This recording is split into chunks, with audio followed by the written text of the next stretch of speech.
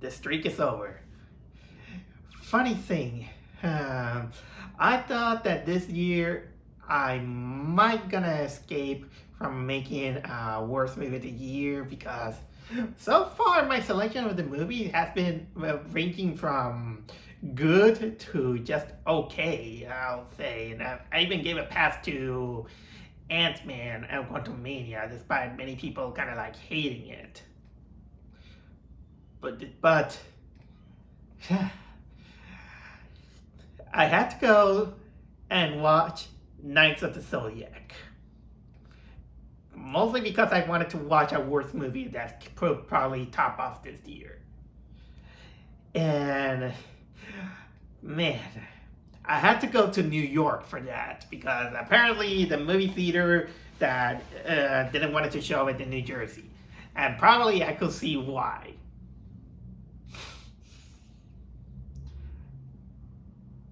That was bad, let me tell you guys.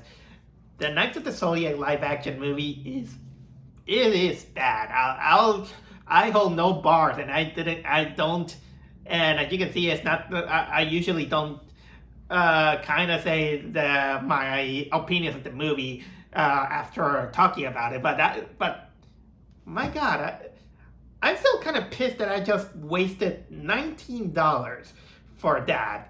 And another funny thing is that let me tell you that it was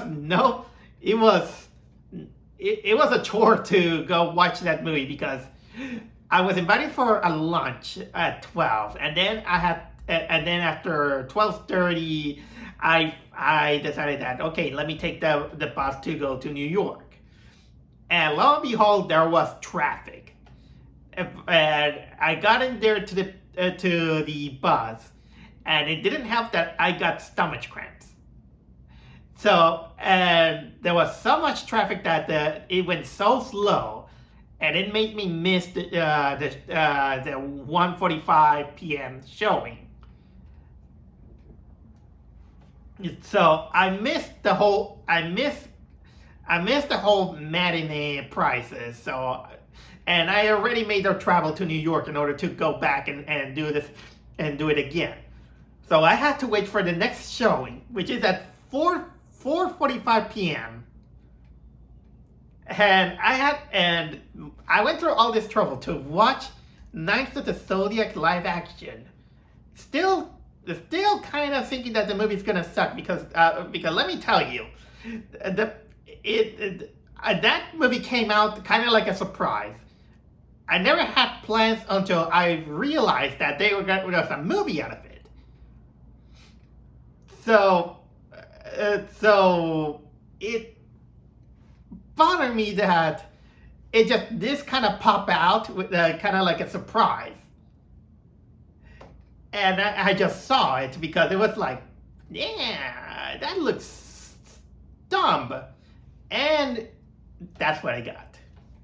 So you might be questioning also, okay, why do you bother to go watch the movie? What brings you to this curiosity? Well, as someone who was born in South America and had a childhood in South America, the Knights of the Zodiac is actually part of my childhood. It is one of those anime that you watch it and you just go with it. And still to this day, if you were a 90s or 80s kid born in Japan or in South America, you probably might have seen this series like I did, because that series was big. It was really big. And it's up to this day, many old 90s old farts like me, we still remember it fondly. We remember it fondly like one of those great action cartoons. And again, still in my head, I still have a soft spot for it. Sometimes it goes and wanders about it, but you can deny that the series has a cult following. And I know that North America tried to catch up, saying that, okay, maybe there is a fun following out of it. And it does. It made some movies out of sometimes I think that the North America doesn't get it sometimes, because I know that they tried making a Netflix show out of it, and it went through some controversies that I'm not gonna be hold your bag, because it's gonna be kind of like another can of worms. But lo and behold, it didn't do justice. That's all I have to say. It didn't, because it didn't get the point of what made Knights of the Zodiac successful. Yeah, for the sake, and also for the sake of arguing, I'm gonna call the series Knight of the Zodiac when in reality the anime slash the show and the manga is called Saint Seiya. It's still a mystery why the North America they don't call it Saint Seiya, and they call it with the Japanese name. Actually, no, not Japanese. The Spanish name, in which in South America, instead of calling it Saint Seiya, sometimes we call it like that. But originally they just renamed the show as Caballeros del Zodiaco, which literally is Knights of the Zodiac.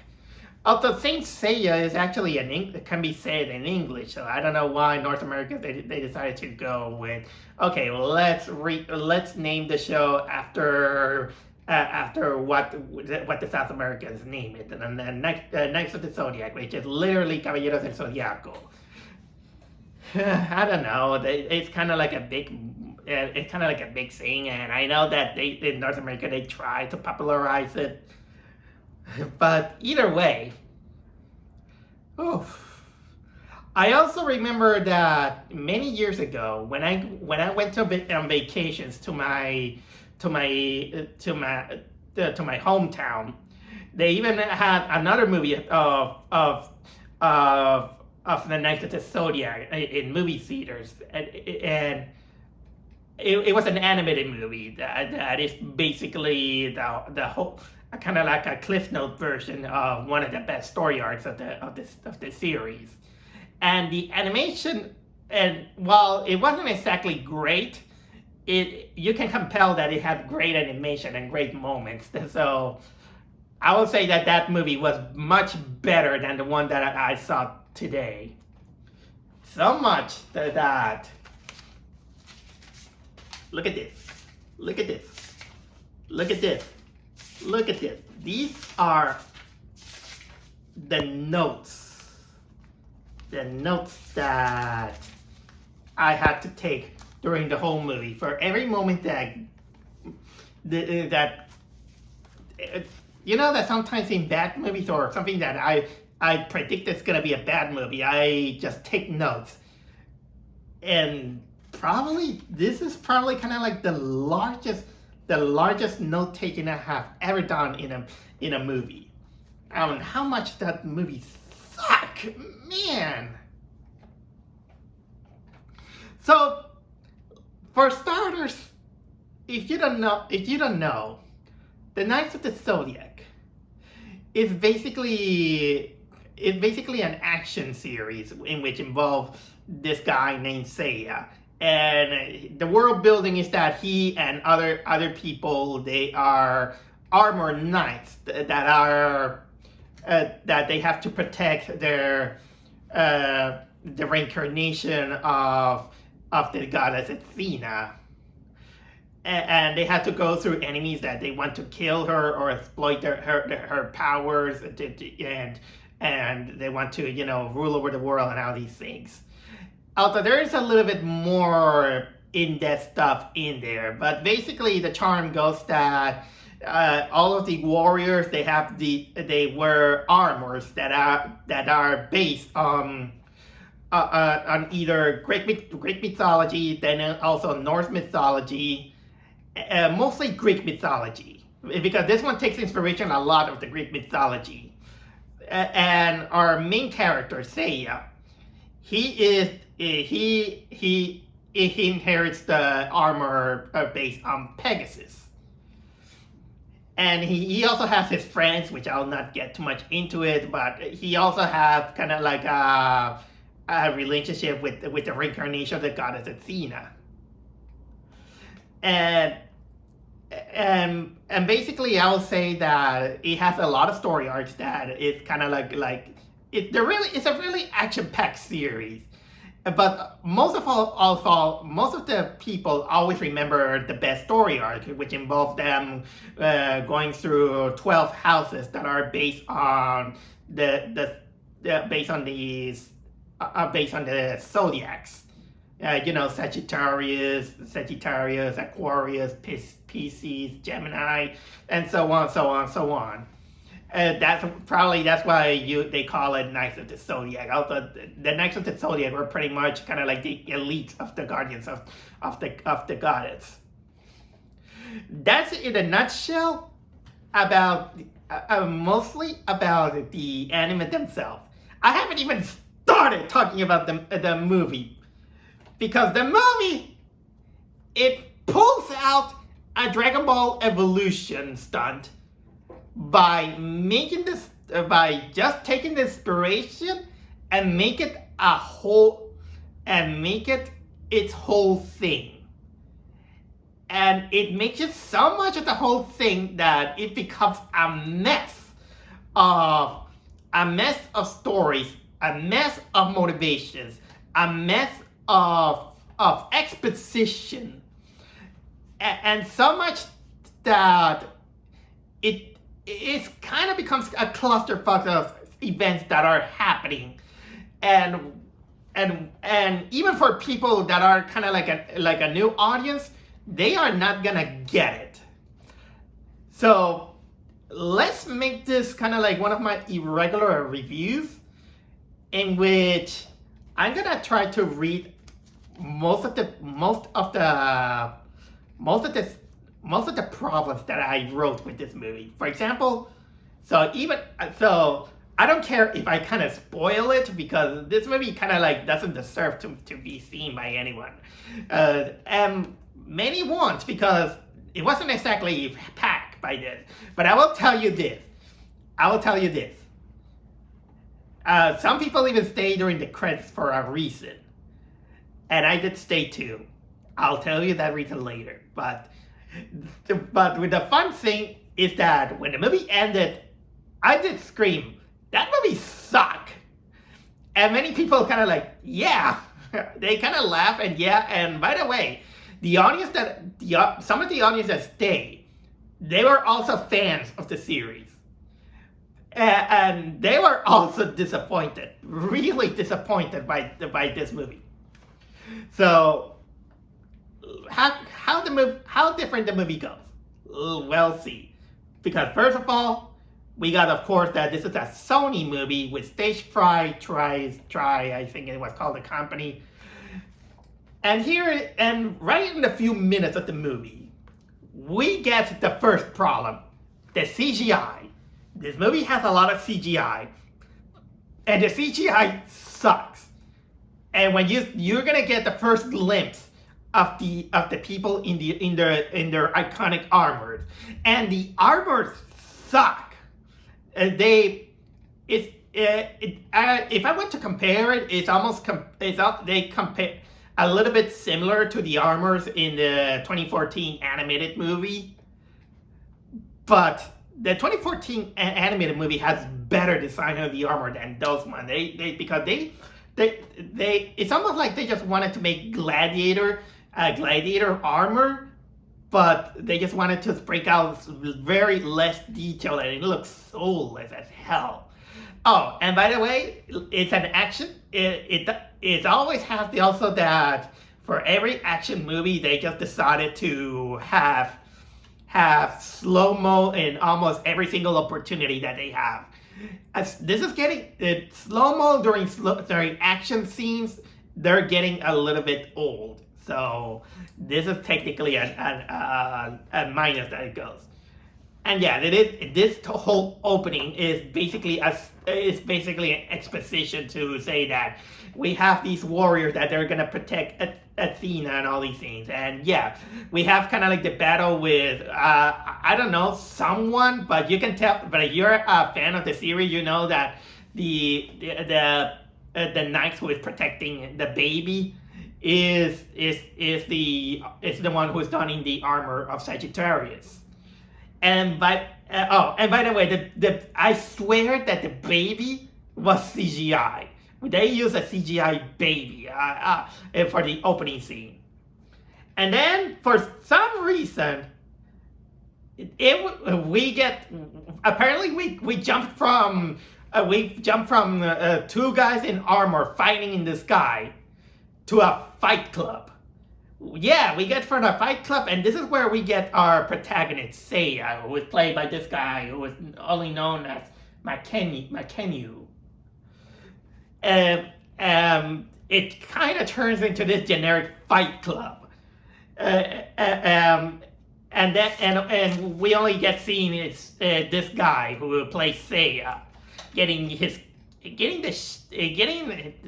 the shots kicked out of him.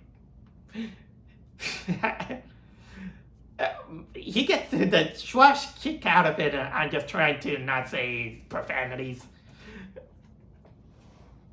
And boy, that it really feels like it is another movie. And somehow there is this guy named Cassius who apparently he hates the guts out of it, and he goes like that during the whole movie, that he just hates Seiya for almost apparently no reason. Apparently this fight scene this is where Seiya also learns his cosmos. For those who doesn't know, the cosmos is basically kind of like the inner strength of every knight. It's basically like the key from Dragon Ball. So he apparently wakes it up, and then we get Sean Bean into this movie saying that, hey, you got potential. Hey, you got the potential. And they capture him. And then somehow we get these foot soldiers.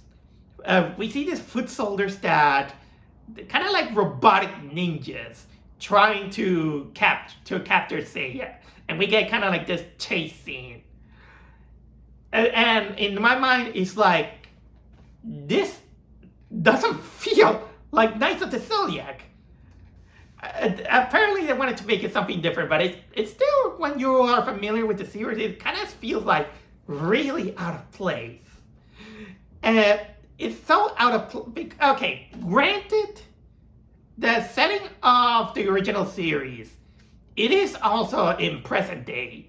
Although you kind of, there's some mystical, fantastic elements on the original series that sometimes they go to other worlds that it feels like ancient Greece, and that kind of expands, kind of like there is kind of like this inner world inside the present world. But in this case, they kind of didn't cement that. They just showcased guys with black armor, and they kind of look somehow like Power Ranger knockoff foot soldiers. And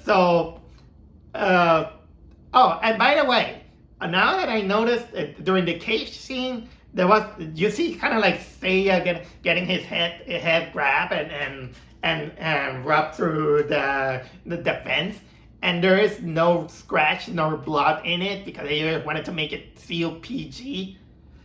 Okay, let's continue on.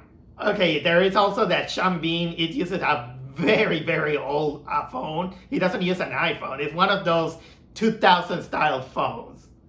And they began to saying exposition, saying that there is this organization who is searching for people with cosmos.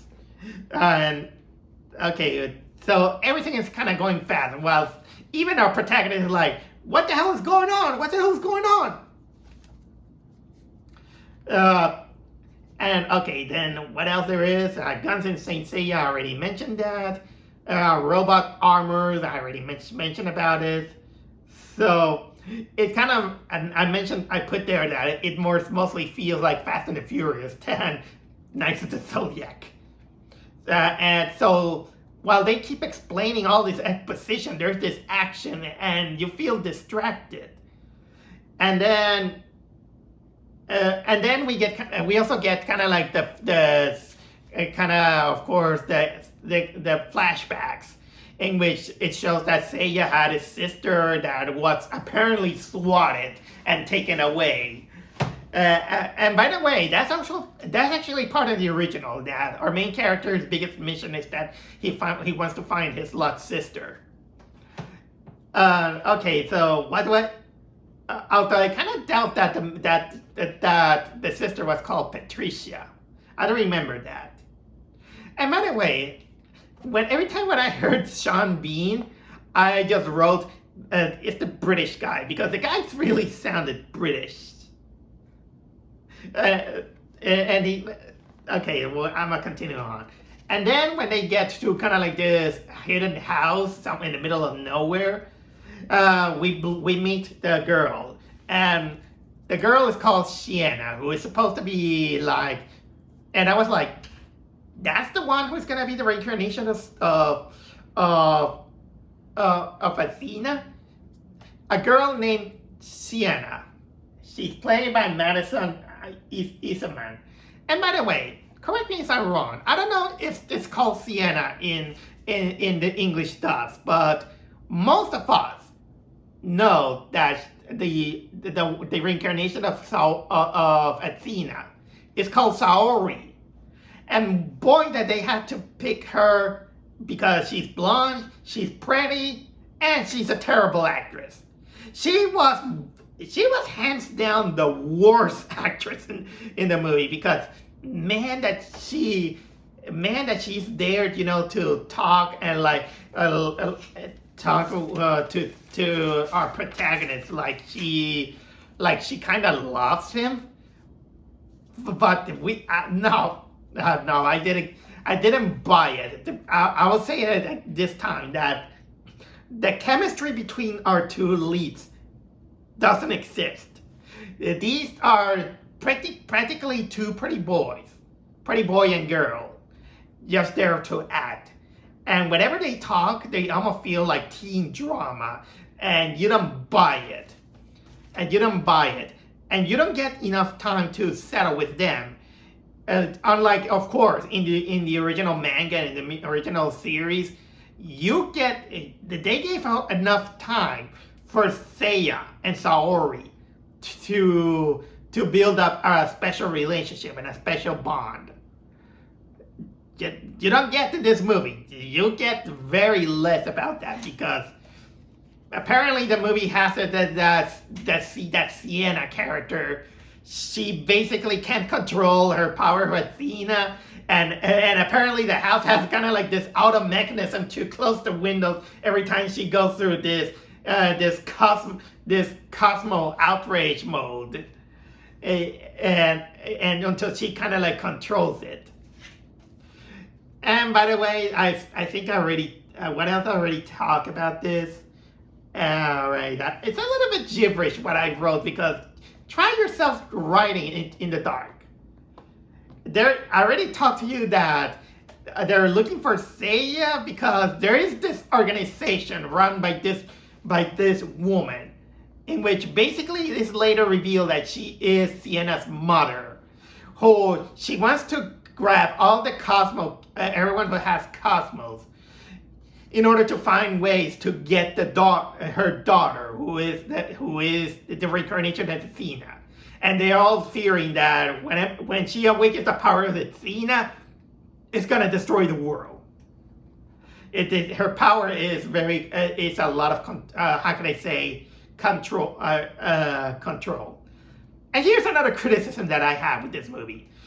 You know that in Greek mythology, Athena is known as the goddess of war and wisdom.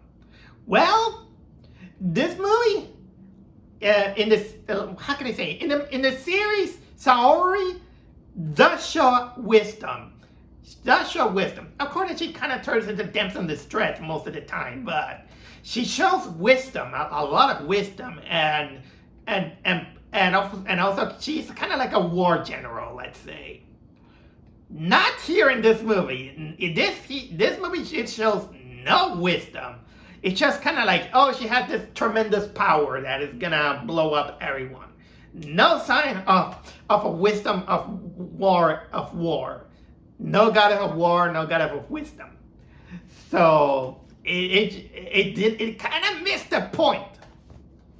All right, by the way, there's the disgusting meal, and I already wrote, oh my god, she's terrible. Oh, and by the way, did I mention that they make the character blonde? She starts out blonde, and then when she gets her first on-screen, the cosmos is inside me. She basically then she gets purple highlights because of course the original story, she's purple hair. And then I also forgot to mention that one thing that I don't like about Makenyu's acting as Seiya is that he comes up very much as a whiny prick. He was so whiny that you don't buy him as a character, because in the original Seiya, he could be a little bit goofy, but he shows to be very caring, very noble. The qualities of a warrior. Sometimes a little bit goofy, but that's kind of like the charm that Seiya had in the original.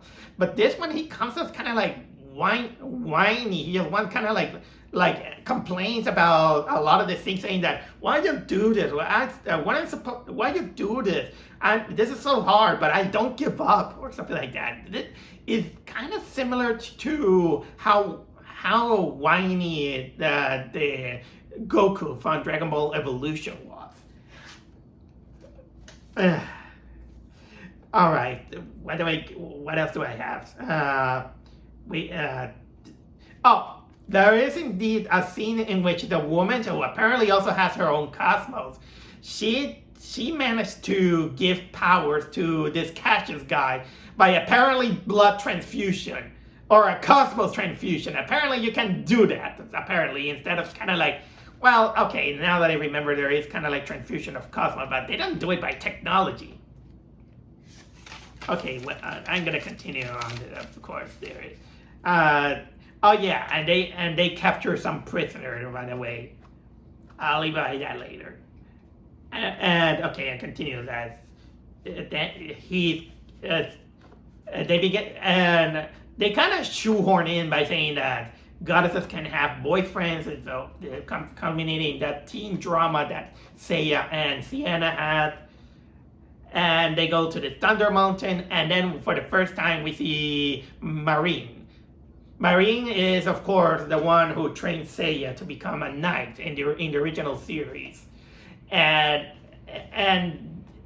yeah, she looks like the part, and the movie makes kind of like almost no explanation by saying that, yeah, it is kind of like no mystery that Marine is basically Seiya's sister, but she hides her identity.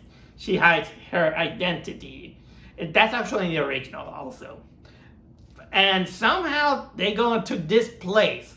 This place that is kind of like ancient Greece with rubble levitating from the sky. There's even a big head of a Greek god destroyed in pieces, but still levitating like that. And by the way, all by CGI. And then we get kind of like this long-winded training session to see him train. And this is where I put also that the choreography is pretty much Power Rangers style. And I mean Power Rangers, the last movie that they did. No, not the Netflix ones, the boring one, the one with Krispy Kreme. Oh, and then apparently they say one line, they're saying that the Athena Knights need no weapon. I beg to differ. Athena Knights don't need weapon. What about the Sagittarius? Sagittarius, it uses a bow and arrow. And of course, the Knight of Libra has a lot of disposal of of weapons. I mean, it has a lot of disposal of weapons. And so I beg to differ. Oh, I forgot to mention that the armors and it is all all represented by a pendant there. And this one I have almost not exactly much of a problem because they in even in the 2014 movie they tried to make it easier for the for to modernize how they carry their armors.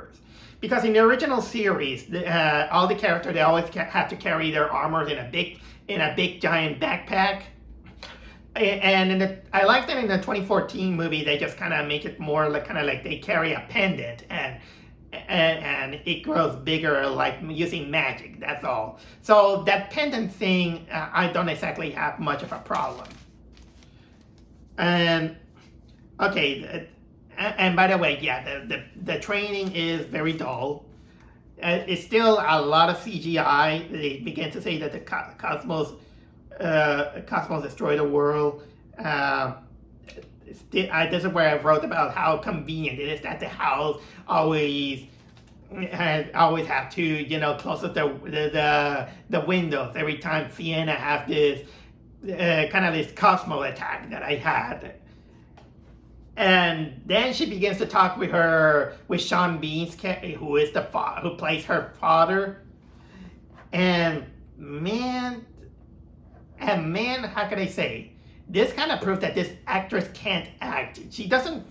You don't see her, feeling scared or sad about having that power. She just talks, but unemotionally. And this is where I also wrote. Anyway, where are the clothes? They haven't worked. The movie was almost 45 minutes, and I haven't seen anyone wearing the iconic armors of the series. They're almost pulling me also like a Power Rangers Krispy Kreme version movie, in which you're gonna see all these characters doing all this training, and you'll see when they're gonna put on the armors. And then if they begin to say that this lesson they're saying obsession is different than achievement, or obsession is different than how can I say a goal, and I was like, nope. Still very bored.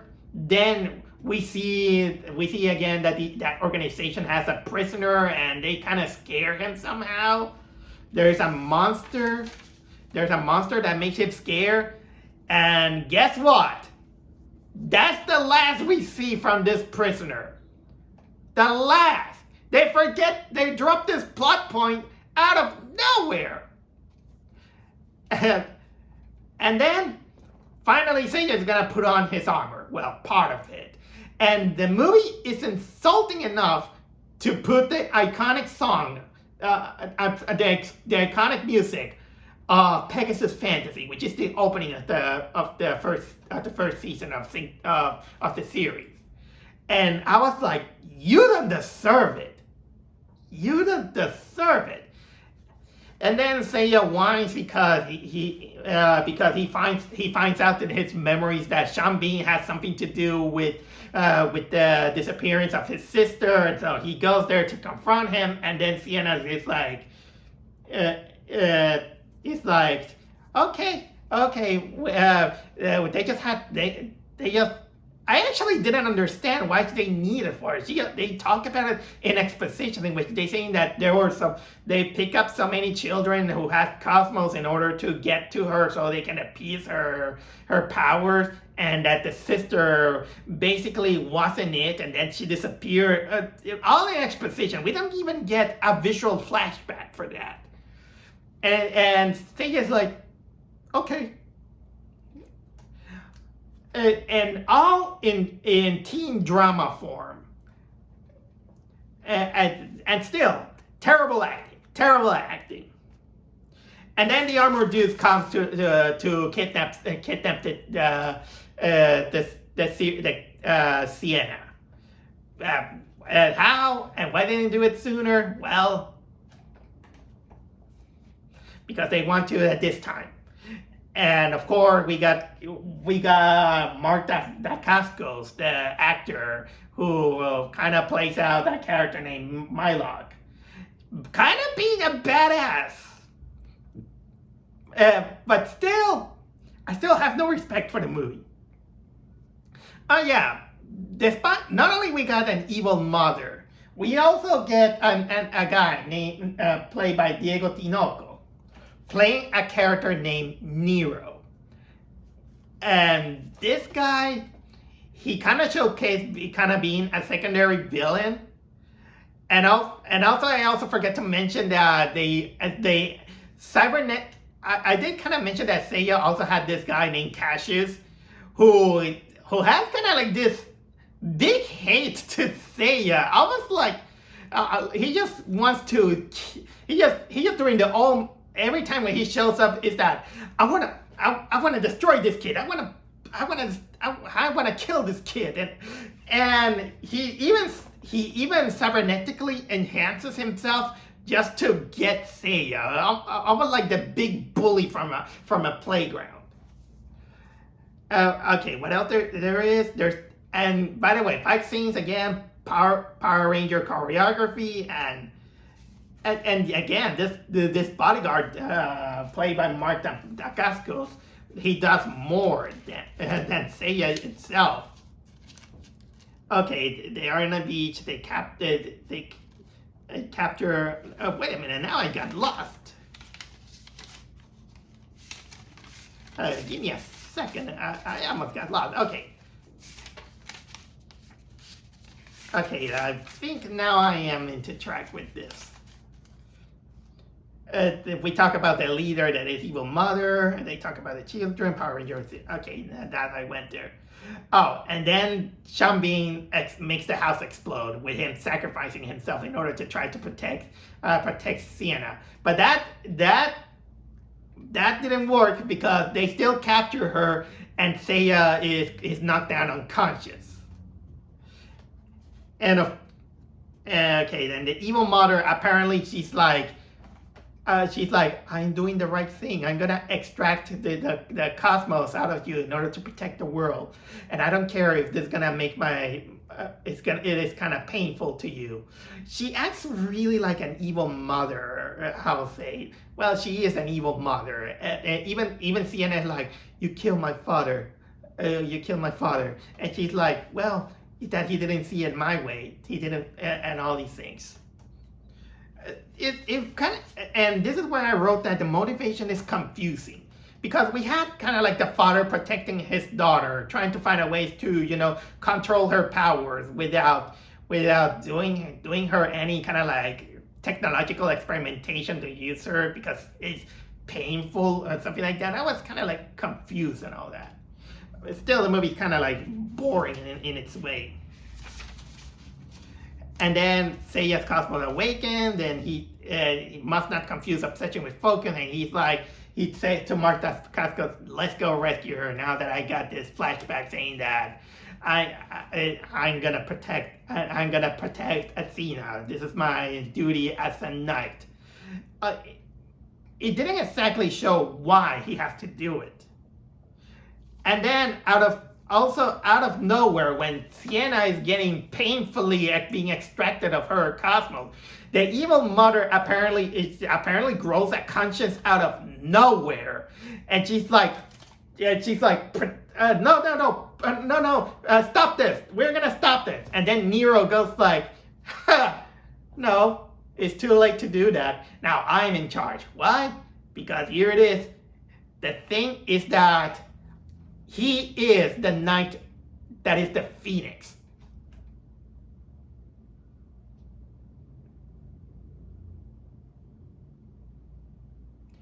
Another guy called Nero. Nero is the Phoenix. To let you know how different it is, we know that the Phoenix, it is the main antagonist of the first or second arc of the anime series or the manga series. He is an antagonist during the first part of the series, but he's not played by a guy named Nero. It is a guy named Iki. But of course, this guy this guy, he also become one of the protagonists after the first part where he's an antagonist. But to show you also how poorly this movie how poorly this movie builds this guy. You see him there, and then there's a scene with Marine saying that, there is this guy named the Phoenix who is one of the most powerful knights. And that's the only moment that she mentioned the Phoenix, and then it stuck into your mind saying that, okay, one of them has to be the Phoenix, and then this guy appears saying, hey, I'm the Phoenix. Okay, what also then we get another time in which they want to play out the Pegasus fantasy scene music. And still doesn't deserve it. And it isn't exactly a good one. It isn't exactly done well. They just kind of go with the first part of the music, and then it suddenly stops. And then finally we get to see Seiya in full armor. And it sucks. The armor sucks.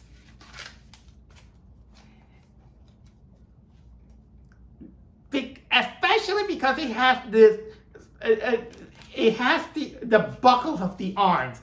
They look a little bit too big, so much that the hands, they kind of look like it kind of looks like a toy in which they have the kind of like these puffy hands for some reason. And apparently there's a mouse, they went to add the mouse guard that looks so big that it kind of looks like it looks like cosplay. It's really bad. And then we got a lot of CGI, a lot of slow motions that again looks like a Power Rangers choreography. And then, of course, Seiya finally defeats Cassius in the most anticlimactic way possible. And then we get him battle Nero, who's supposed to be Iki. I'm kind of ranting by that. And still the fight sucked with the CGI and the poor design of those armor. Although granted, the Phoenix armor comes as close to the original a little bit. At least that one has a little bit of style, but they're lame designs.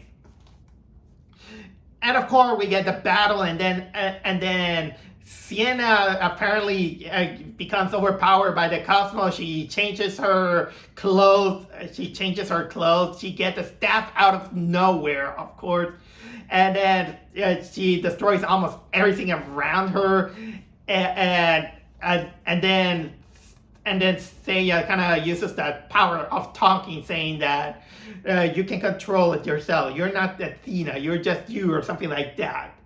I put a top note juicy there, and I was like, you guys only shared kind of like 2 scenes, and they kind of know that they are meant for each other in order to get there. And then, man, she calms herself, and then her hair turns all straight long purple. Oh yeah, and the evil mother was injured by the Nero guy, and her power was taken from, I don't know, because she also has some cosmo of a gold armor or something like that. And apparently Sienna, she says that, well, let me heal you, mother. She was responsible for the death of your father, and you have all this mercy for the mother? That was one of the most evil mother that I have seen in even in a bad movie, and no, she didn't deserve that. And then, of course, they go to the Seiya and Sienna go to the beach, and they kind of say that, hey, you know what? We're gonna see all those children and form the Knights of the Zodiac. They kind of make a cliffhanger out of it. Oh yeah, and then we also have that Nero survive the whole thing, and then he's carrying the pendant of Sagittarius because she took it away from the evil mother by the Sagittarius. And like I said, they were saying that, okay, we're gonna we're gonna make this Knights of the Zodiac by finding all these children because we know that there are other people with Cosmo than Knights, so we can form the Knights of Athena. And then the movie ends. And I was like, what? The movie ends, but the first thing that came out into my head, it was, what about the prisoner? What about the prisoner? And then I waited during the whole credits, hoping to see a post-credit scene because they had to explain where the prisoner went. They build up this guy, and nothing, not a post-credit scene. Who was the prisoner? This movie not only was boring, it was a mess. This is a movie that it wanted to put so much, but yet do so little because it has no focus on what it was doing. All the actors, they kind of sleepwalk to the point that they have no chemistry.